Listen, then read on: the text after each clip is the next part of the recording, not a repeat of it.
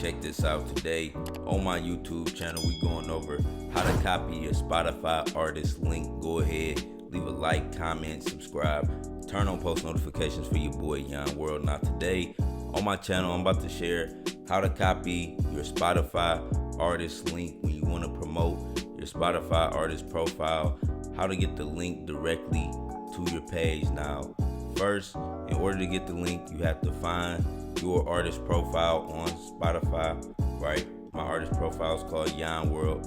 I'm on my page right here.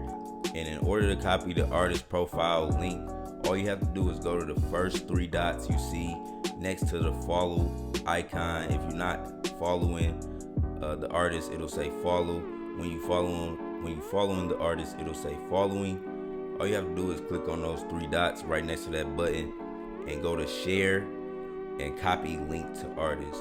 You'll get a pop-up showing that the link has been copied to the clipboard, and from here you can share the link, on Twitter, on Facebook, on Instagram, through your music promotional service platform, whatever you choose. You can share your link. You can share your link and start running traffic to your Spotify artist profile.